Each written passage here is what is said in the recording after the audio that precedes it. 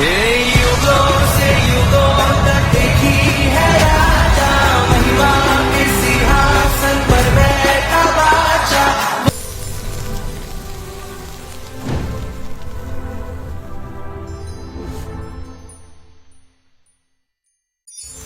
Thank you Jesus. खुदा बाप, आज तेरा वचन इनकी जिंदगी में बड़े कार्य करे।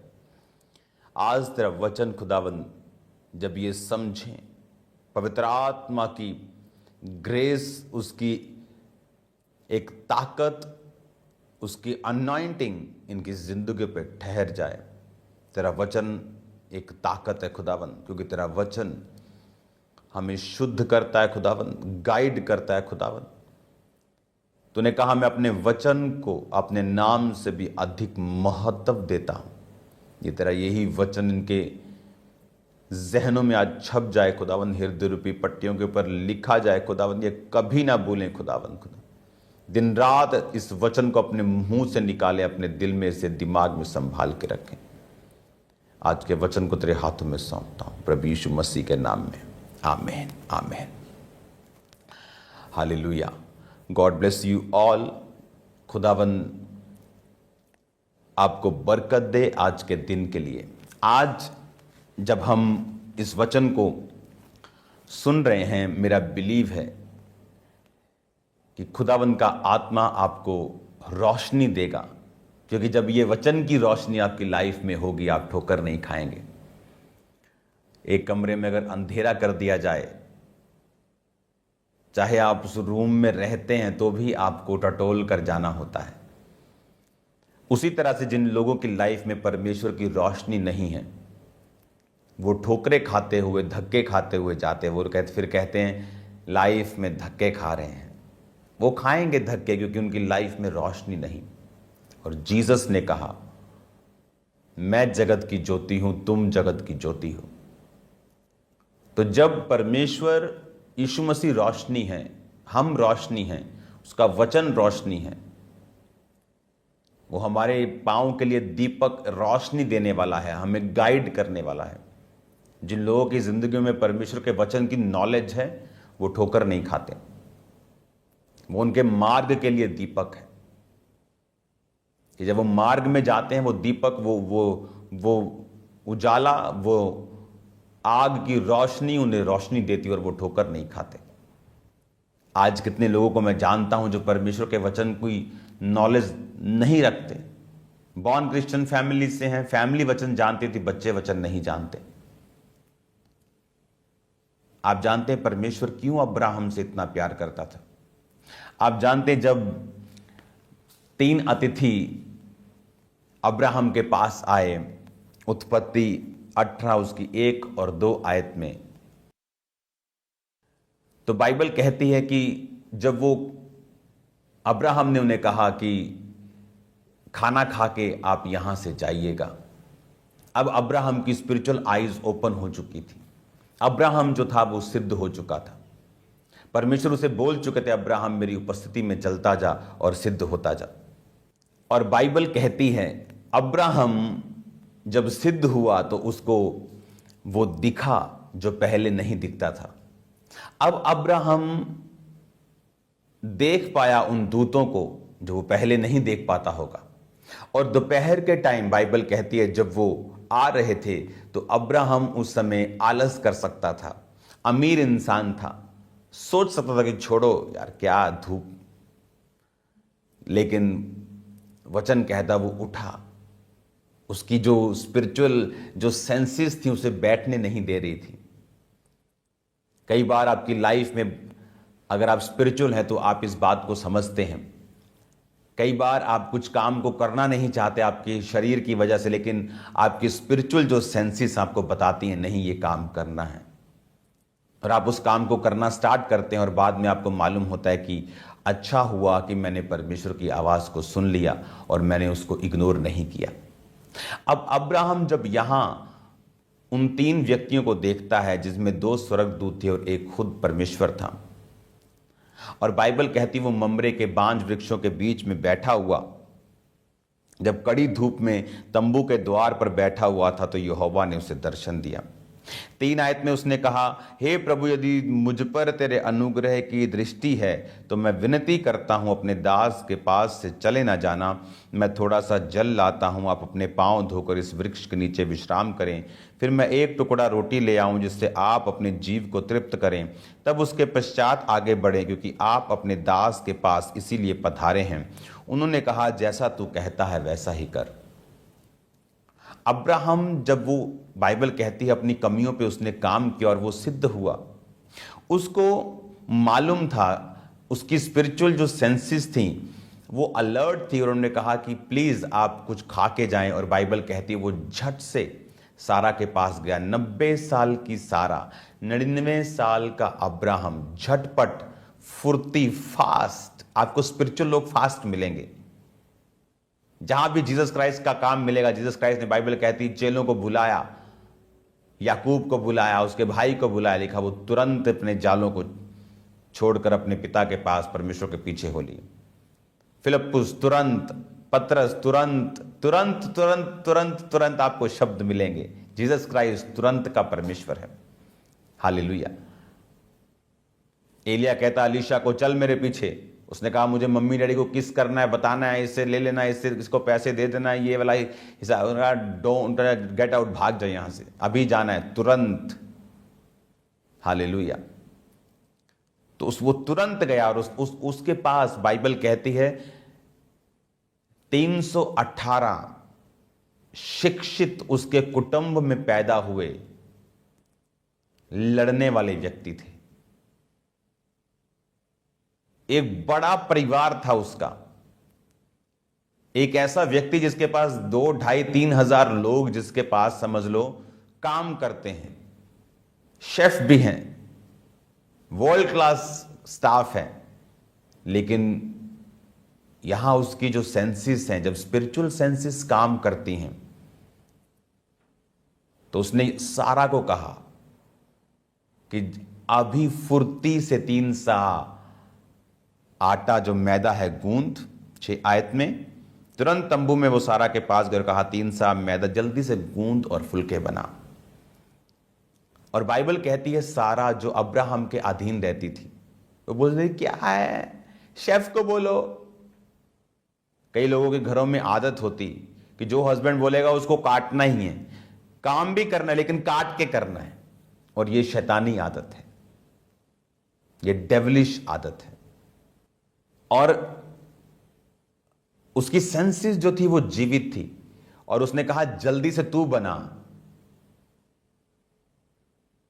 क्योंकि उसको परमेश्वर ने ब्लेस करना था।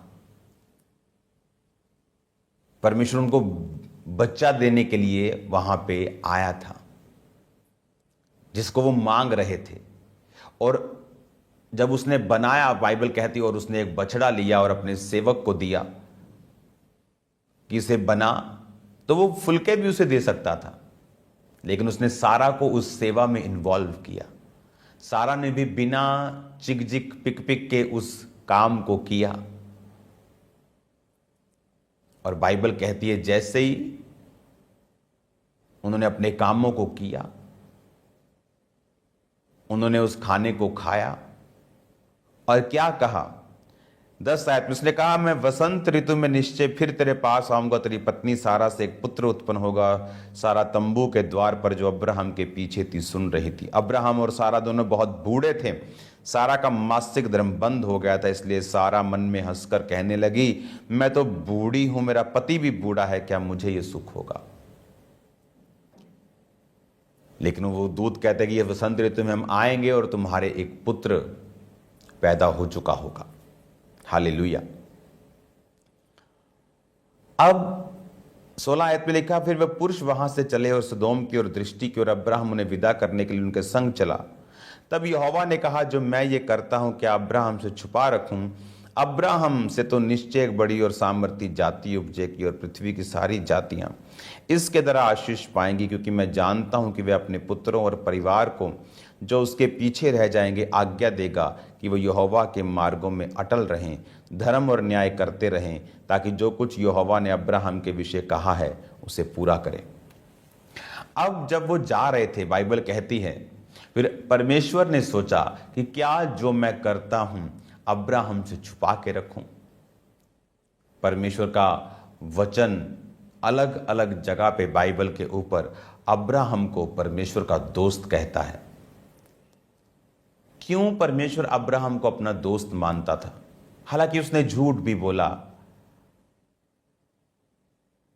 कई बार उसने शरीर को फॉलो किया, लेकिन फिर भी वो परमेश्वर का दोस्त कैसे था? बात एक मिस्टेक करना नहीं, उसके लिए आप कितना पछताकर और परमेश्वर के पीछे चलते हैं, बात यह है।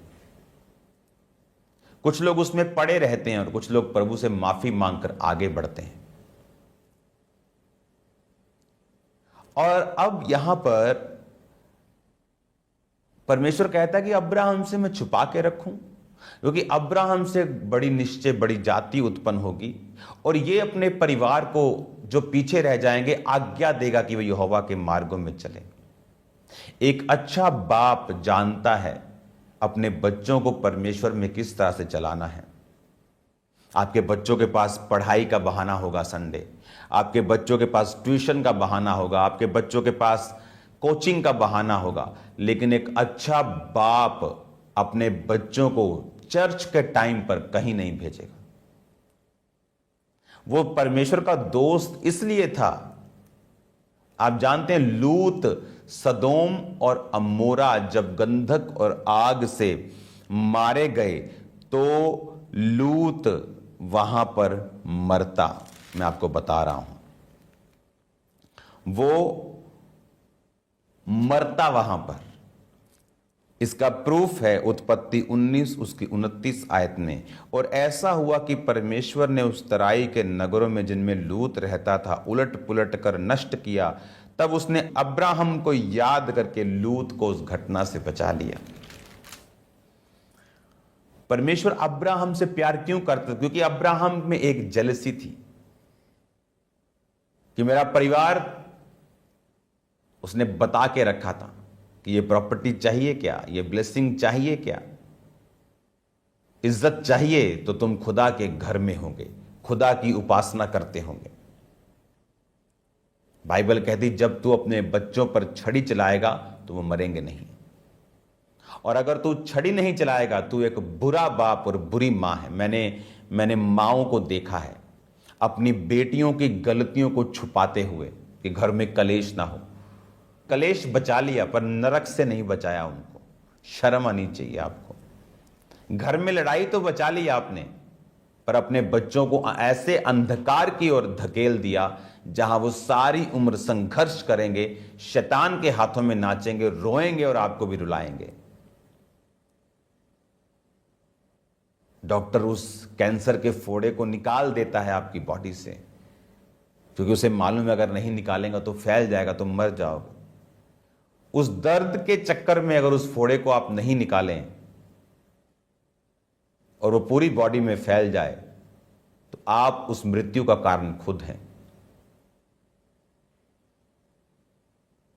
सबसे पहला प्यार आपका जीसस क्राइस्ट है, आपके बच्चे नहीं, आपका हस्बैंड नहीं, आपकी वाइफ नहीं, आपकी सेवकाई नहीं, आपकी चर्च नहीं, आपकी प्रॉपर्टी नहीं, आपका धन दौलत सोना चांदी बैंक बैलेंस नहीं। परमेश्वर के सामने ना तो सेवकाई ना परिवार कुछ नहीं आता। परमेश्वर और उसकी सेवा ये दोनों अलग हैं। कुछ लोग सेवा को परमेश्वर बना लेते हैं, फिर सेवा के कंपटीशन के चक्कर में झूठ भी बोलते हैं, इतना कि हंसी आती है लोगों के ऊपर। हालेलुया, कि मैं पीछे ना रह जाऊं चाहे झूठ बोलना पड़े, क्योंकि उनकी सेवा खुदा है। मेरी सेवा मेरा खुदा नहीं है, मेरा खुदा है। अब्राहम का खुदा पैसा नहीं था, इसलिए उसने परिवार को स्ट्रिक्टली परमेश्वर में चलाया। और यही कारण था कि परमेश्वर कहता था कि ये मेरा दोस्त है, क्योंकि ये अपने और अपने परिवार को भी अपने पीछे परमेश्वर में चलाएगा। परमेश्वर को पसंद आई अब्राहम की वो दोस्ती, अब्राहम की वो जेन्युइननेस, वो जेलसी खुदा के लिए जो उसके दिल में परमेश्वर के लिए थी। बाइबल कहती जो तू बोएगा वो तू काटेगा। तू परमेश्वर के सामने जितना रखेगा, परमेश्वर कहता है मैं तुझे उतना वापस करूंगा, और हिला हिला के दबा दबा के वापस करूंगा। लेडीज आटा देती ना ऐसे, और जब आप वापस करते थे तो कहता है मैं दबा दबा के, फिर हिला के, फिर दबा के, फिर भर भर के तुझे वापस करूंगा जितना तू देगा। तो वो सिरदर्दी है तो सिरदर्दी भर भर के वापस आएगी। और अगर वो परमेश्वर के काम में पवित्रता, जेलसी, खुदा के लिए बढ़ना है तो वो वैसे वापस आएगी। और बाइबल कहती है उसने लिखा कि अपने बच्चों को, अपने परिवार को भी जो पीछे रह जाएंगे, कि वो आज्ञा देगा कि यहोवा के मार्ग में अटल रहे। कमांड करेगा, सलाह नहीं देगा भिखारियों की तरह कि बेटा अच्छी तरह से चल, के बेटे को कुछ बोल दिया तो बेटा ऐसा ना कर ले, वैसा ना कर ले। जब आप परमेश्वर के लिए खड़े होते हैं तो आपको हियाव रखना है, आपको दलेरी रखनी है, आपको अपने परिवार को बचाना भी है, और कई बार आपको फोर्सफुली शैतान से लड़ते हुए अपने परिवारों को बचाना पड़ता है। और इसीलिए परमेश्वर उससे प्यार करता था। लूत अपनी प्रेयर से नहीं बचा, लूत अब्राहम से जो दोस्ती खुदा की थी उसके कारण बचा। लूत का परिवार मसीह में नहीं था, यहोवा में नहीं था। उसकी लड़कियां जो थीं, जो उनके दामाद थे, जब उसने परमेश्वर के बारे में बताया कि यहां पर गंधक आग बरसेगी, तो अगर आप बाइबल की स्टडी करें तो कहता है उसके दामाद हंसी करने लगे, हंसने लगे, कहते बुढ़ा खिसक गया, पागल हो गया, और उसके साथ नहीं आए। उसकी बेटियों ने सोकर उसके साथ मोआब को और अम्मोनियों वंशी को पैदा किया, जिससे परमेश्वर नाराज हुआ, जिससे परमेश्वर ने उस पूरे वंश को श्रापित किया कि अम्मोनी और मोआबी मेरे भवन में ना आने पाए। बाइबल कहती लूत उन लोगों के, सदोम अमोरा के लोगों को देख दुखी था, पर बस दुखी था, बस करता कुछ नहीं था। जैसे मैंने देखा कई घरों में माएं दुखी होती, हाँ मेरा बेटा प्रेयर नहीं करता, बस दुखी हैं, ना तो वो उसके लिए प्रेयर करती हैं, ना तो उसको वो डांटती हैं, ना वो उसको चर्च आने के लिए बोलती हैं कि घर में कलेश ना हो। ओके, आप कलेश ना करो, लेकिन अपने बच्चों को नरक की ओर भेज दो। आपको कई बार अपनी पोजीशन लेकर एक वॉरियर की, एक फौजी की, अपने अधिकारों का प्रयोग करके सांसारिक दृष्टि से भी और आत्मिक दृष्टि से भी अपने परिवारों को बचाना होता है। लूत अपने परिवार को बचा नहीं पाया, वाइफ उसकी नमक का खंबा बन गई। जब उसने पीछे की ओर मुड़ के देखा, उसके दामाद चले गए, लड़कियों ने गलत काम कर लिए, और उसके बाद अगर आप लूत को देखेंगे तो पूरी उसकी आशीष भी एक दिन फिनिश हो गई, सब खत्म हो गया। कि लूत की ब्लेसिंग का कारण अब्राहम की संगति थी, और उसे लगा कि शायद मैं अपनी मेहनत से सफल हो रहा हूं। और वो जब अब्राहम ने कहा लड़ मत, मेरे चरवाहों के साथ चला जा, तो वो चला गया। उसने ये नहीं कहा कि मैं जाऊंगा नहीं, मुझे अपने तरीके से कहीं भेज दे, कहीं मुझे एरिया दे दे, तू वहां आया जाया कर। लेकिन जब शैतान दिमाग खराब करता है तो लोग नाश की ओर चल पड़ते हैं। जो लोग, जिनकी लाइफ में खुदा की सेवा की बुलाहट है, आपको कई बार सुनना होता है वो आपको क्या कहते हैं, हलीम होना होता है उनके सामने कि वो क्या कहते हैं। बाइबल कहती है परमेश्वर की सेवा करने वाले 2 गुने आदर के योग्य समझे जाएं। हालेलुया। मैंने लोगों में एक बड़ी बुरी और एक डफर बात देखी है। मान लो मैं अपने स्पिरिचुअल फादर का नंबर अगर मेरे पास है तो मैं कभी भी ऐसा नंबर उठाकर उनको नहीं बोलता I am praying for you, never. मैं उनके लिए प्रेयर करता हूं, मेरी बाइबल में रिटर्न पॉइंट है उनके लिए प्रार्थना करना, उनके परिवार के लिए प्रार्थना करना। लेकिन मैंने कभी ये डफरपुना नहीं किया कि मैं उनको लिखूं I am praying for you, never. ये डफरपुना है जो लोग करते हैं। आप कभी वो मैन ऑफ गॉड जो आपसे कहीं अधिक स्पिरिट में ऊपर है, आप उसको कभी मैसेज मत करें I am praying for you. आपको प्रेयर करनी है, पौलुस भी कहता है मेरे लिए प्रेयर करो, लेकिन ये कॉमन सेंस है जो लोगों के पास नहीं है। किस तरह से अप्रोच करना है, किस तरह से बात को रखना है, क्या बोलना है, तो बाइबल कहती परमेश्वर के दास 2 गुने आदर के योग्य समझे जाएं। बहुत सी चीजें हैं आप इन बाइबल टीचिंग के दिनों में समझेंगे और खुदावंद आपको बरकत देगा और वो आपको आशीष देगा। याद रखो, आज शाम को 8 बजे प्रार्थना पहाड़ की सामर्थी प्रार्थना को भूलना नहीं। खुदावंद आपको हील करेगा, वो आपको डिलीवर करेगा, वो आपको आजाद करेगा। आप सेम नहीं होंगे यीशु के नाम में, आप सेम नहीं होंगे यीशु के नाम में। मैं आपको इनवाइट करता हूं, अपने लोगों को, अपने रिश्तेदारों को बताना है, इनवाइट करना है। मैं आपको बता रहा हूं, आप सेम नहीं होंगे। खुदावंद आपको हील करेगा और डिलीवर करेगा। अपने हाथों को उठाओ। खुदा बाप, जितना वचन इन्होंने सुना 100 गुना फलों को लेके आए। अंधकार की शक्तियां इन वचनों को चुरा ना सकें। आज जब इस वचन के बाद ये बाइबल कोर्स को भी पढ़ें 1 ईयर को, खुदावंद तो ये बरकत को पाएं। प्रार्थना पहाड़ में शामिल होने वाले लोग, उसकी प्रेयर्स को सुनने वाले और करने वाले लोग सेव न रहें। तेरी चंगियाई तरह छुटकारा उनकी जिंदगी में आए, प्रभु यीशु मसीह के नाम में, आमीन। आज शाम को मिलते हैं खुदावंद की प्रेजेंस में 8 बजे। God bless you all.